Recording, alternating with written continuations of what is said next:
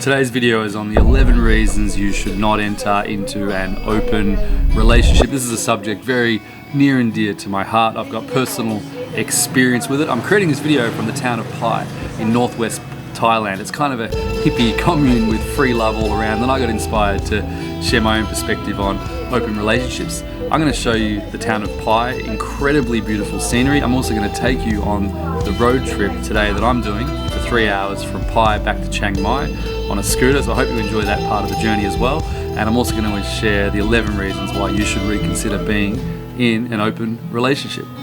Before we begin the long journey back home, I'm going to go to the best espresso in Pai, then I'm going to show you some of the town, then we're going to get the journey underway.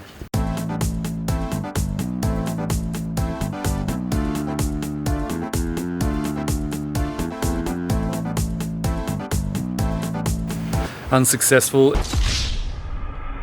It's not actually open, so I'm going to try the second best place in town for coffee.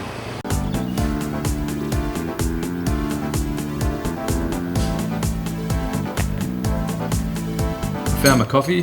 It was a pretty good one. Now, let's talk about what an open relationship is. I think a pretty decent definition is that it's about having consensual, non-monogamous relations, basically dating and seeing other people. And open relationships, usually one type is the very honest type, where it's all about telling the other partner about the experiences you've had. And the other type of open relationship is a don't ask, don't tell. Basically, I'm out and about meeting other people, but we've still got something special between us. I think there's a really good argument to be made for open relationships, and that could be something like the way we are kind of created, from hunter and gatherer times in tribes and so on. We're built to be with other people. We don't need to own each other, and as soon as we say you need to be with just me, we're kind of creating boundaries and we're preventing the free exchange of love. It can be a very limiting force in our lives, and I completely understand that. I also think that there are many successful open relationships out there, so if you're one of them, let me know in the comments and tell me about your experience. I'm still going to try to convince you that if you're thinking about an open relationship, it's a bad idea. I'm going to share the 11 reasons why in just a moment.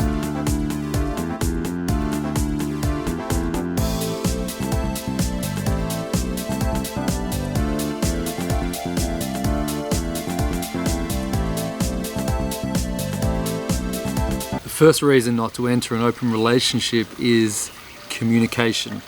See, we know that one of the most important elements of successful relationships is the ability for two partners to communicate with each other, to share their deeper hopes and dreams, to share what's going on in their lives, to share all the little tidbits as well as the really important stuff. Well, if you're in an open relationship, you really challenge the foundation of this essential element of relationships, because you start to tell each other all the different things that are happening in the relationships you're having with other people, and it really does cut to the core of that essential element of relationships that makes it extremely difficult. The second reason is new versus old. Often when we're in a relationship for a while, things get a little bit old and rusty and stale, and we're very tempted to bring the new into our lives. New is more variety. It's getting to know new things in different ways, which creates more dopamine hits in the system, and it's very addictive to get that constant access to new people. Well, I think that we should ask ourselves, what are we giving up when we let go of the old? Often things take time to build, and what you create with the new people coming into your life, it is much more fickle. It's kind of like a house of cards. It can blow over with the wind. I finally made it back to Chiang Mai after a long trip. This is my favorite espresso place here, and it brings me to the third reason why you shouldn't enter into an open relationship, and this is around being honest about your true intentions. You see, I think in most of the cases with open relationships, it's often one of the partners who really wants to explore that side of themselves, and it creates pressure on the other partner to follow them and sort of embrace the reasons that they're giving. Well, it's really important to be honest, and when we're not honest with ourselves about our true intentions, that creates a lot of resentment down the line. Reason number 4 is that open relationships are time consuming. Who has time for one relationship anyway? Do you really have time to get involved with another person? Not just the sex and all the great things that are going to happen, but all of the emotional issues, discussing things, finding out what each other's doing with your lives. It's really time consuming, and that can be quite a strain. But the fifth reason, it's the kind of thing you don't really want to mention, but it's STDs. Do you really want to be in a relationship with someone who's out there with other people?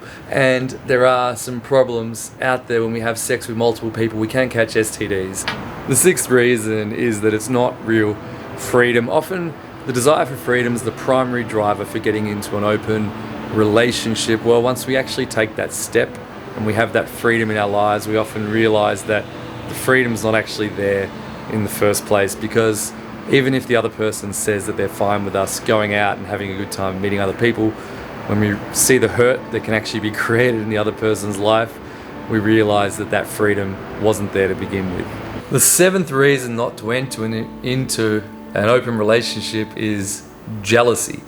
See, jealousy is a reality that we all have to contend with, and I think that a lot of people who advocate for open relationships are saying, well, when you feel jealousy, that's an issue inside yourself. It's something that you need to look into and confront and get over your jealousy because you don't own someone else. Well, I think there's a flip side to this, and that's that jealousy is actually a wonderful emotion to experience. It shows that you care, that you really want to be with that other person and you don't want them to be with anyone else. And there's something quite beautiful about having that very strong desire to choose someone, to say, I really want to be with you. I want to create something with you. And I feel we often run away from our jealousy, but actually jealousy is something to be embraced. It's there for a reason. It's something we can trust. It shows us what we really want. I'm going to go right on to point number 8. I'm back in Chiang Mai. I'm going to show you a little bit of this city that I visit very regularly. I absolutely love it. We're going to go out for the sunset in just a moment. But number 8 is that you might not stack up. You see, as we said before, the new in front of us is very tantalizing. It's wonderful to experience new things. And often we run away with the emotion of it. Well, if you do that with your partner, they're going to meet someone else who's going to be very inspiring, and they've got permission, the boundaries have been created where they can go off and meet all these new people. And it's very difficult to always compete with the new and shiny things that present themselves in other people's lives. And the reality is you're putting your relationship at risk by being so careless in getting rid of these kinds of boundaries. And it really can threaten the deep and intimate connection that you've built up over a long period of time with that special someone. Point number 9, it's a love thing. You see, relationships aren't just about sex and that kind of physical pleasure that we get from being with our partner regularly or meeting new people. Love is something that builds over time. It's a very deep and intimate connection. And when we're with other people, we're violating that very sacred bond, that deep sense of love that we've created over time. Even when we say that we're okay with our partner being with someone else and we can still really connect with that love, I think ultimately that's what we're risking. We're risking the ideal of true love. That sunset's looking pretty nice. We're going to go out for it. I'm going to take you to my favorite place in Chiang Mai in just a moment. Point number 10 is that awkwardness abounds. It's very difficult to be in a relationship with someone and people know that you're with that special person and you're always out with other people and you end up bumping into your actual partner while you're out with that other person, or you bump into mutual friends and people talk, and it's very difficult to avoid that awkwardness. And you may think that that's just something to deal with, that's something to embrace, but it really does add up over time, and it cuts to the core of the foundation of whether you really believe you're doing the right thing for yourself and for your partner. And when the awkwardness starts to stack up, it kind of chips away at you, it eats away at your core, and I think it'd be very difficult. Now, I'm about to share point number 11 when I get to my favorite place where we're going to see the end of the sunset, and I'm also going to share my own personal story with open relationships in just a moment. I made it to the rooftop of Maya Shopping Centre for the sunset. Absolutely love it. Beautiful place to be. Number 11, why you should reconsider getting into an open relationship is that it cheapens the effect of your relationship. It's kind of like inflation of the economy. When you spread your love too widely, it actually means you're often repeating the same gestures with other people, you're recycling those emotions, and you're realizing that you can duplicate what actually goes on in your love life. And I think what that does is it dilutes what's going on. It kind of makes it much less special, that real intimate bond that you've got with that one very important person in your life. So taken together, those are the 11 reasons why I think you should reconsider getting into an open relationship. Ultimately, what it comes down to is the importance of commitment, to the one person, of actually building a relationship over a long period of time, and also understanding that every relationship has ups and downs. I think we often fall into the trap of idealizing the perfect relationship, and that's kind of like an idea in our head, a concept that we try to move towards. And when the current relationship falls short, we look for ways to get out, and we often haven't got the courage to go to the person we're with and say, you know what, things aren't going as well as I want them to go, and I want to work on it with you. Or the courage to actually say, you know what, things aren't going as well as I was hoping they would, it's time for me to move on. I feel like the direction towards an open relationship is one that lacks a little bit of courage, because you're not really being honest with yourself and honest with the person you're with about what you really want in that moment. It's okay to break up with people, it's okay to move on and to try new things, but to drag someone along with you as we go down that path, I think is not such an honourable thing to do much of the time. Let me know in the comments what you think, and of course my own story about an open relationship.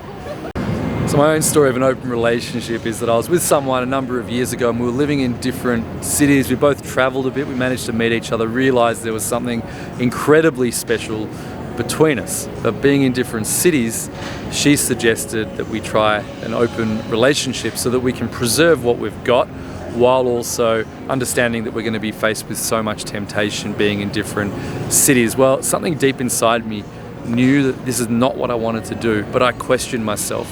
I was like, why is these issues with jealousy? You know, am I insecure? Am I not man enough to be able to accept an open relationship? And then I thought to myself, well, it's kind of every man's dream, right? You can be with one person and just be with many other people.